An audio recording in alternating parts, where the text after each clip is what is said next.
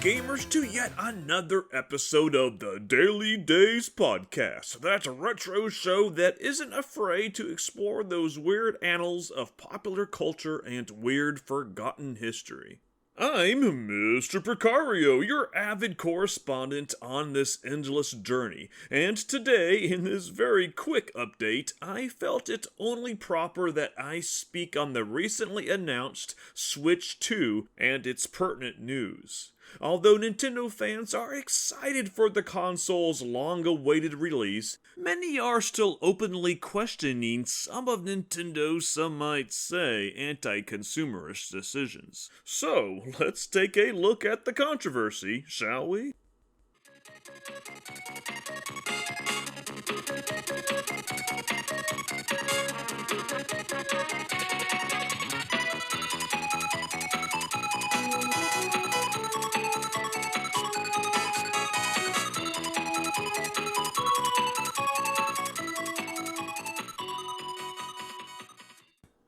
So, the Switch 2 is coming out in June 2025, and some pretty cool games were announced, including Mario Kart World and Donkey Kong Bonanza.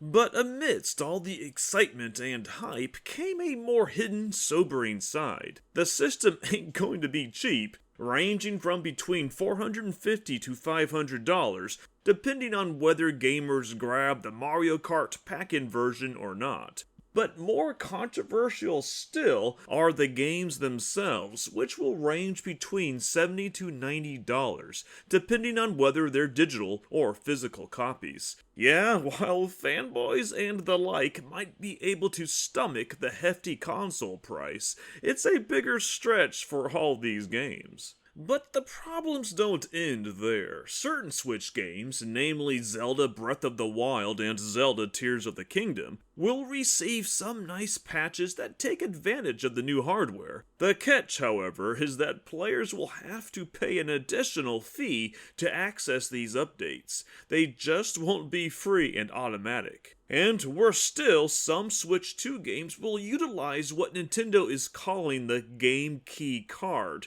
which is just a blank game card with a download code embedded inside. So, for instance, players who go out to the store and buy Street Fighter VI for their Switch 2 will then, upon inserting the card into their system, will have to download the entire game to system memory, which begs the question whether they really truly even own the game in the first place then. Of course, with only 256 gigabytes of storage built into the Switch anyway, all this downloading will likely eat up that meager space in a hurry. And if that wasn't enough, the Switch 2's backwards compatibility is less than perfect. Up to about 150 games will either run worse than before or simply not be playable at all. And some of the games affected are pretty big ones, such as Doom Eternal, Saints Row 4 Re-Elected, and Street Fighter Anniversary Collection. So yeah, none of this is exactly good. I'm not aware of a similar issue ever plaguing the PS5 or Xbox Series X at their launch. Certainly not to this level anyway. But hopefully Nintendo can figure out a solution, and soon. Naturally, all of this has dampened some excitement to what should have been a glorious launch. Of course, the faithful are mostly playing defense for their great church of Nintendo, even going so far as to blame US inflation and tariffs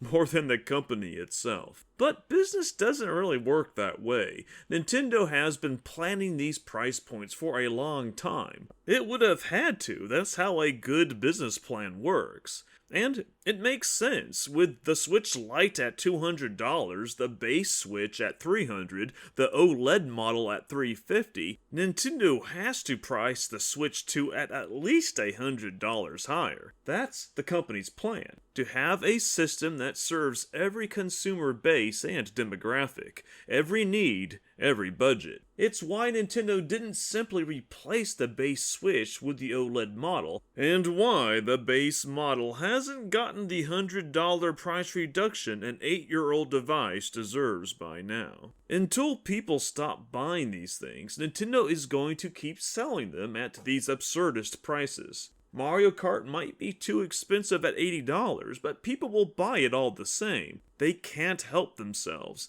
and the Big N knows it. Don't like the direction things are going? Then don't buy a Switch 2 at launch. Maybe if enough people resist, Nintendo will rethink its strategy and drop the price some. Just like it did with the initially overpriced 3DS back in the day.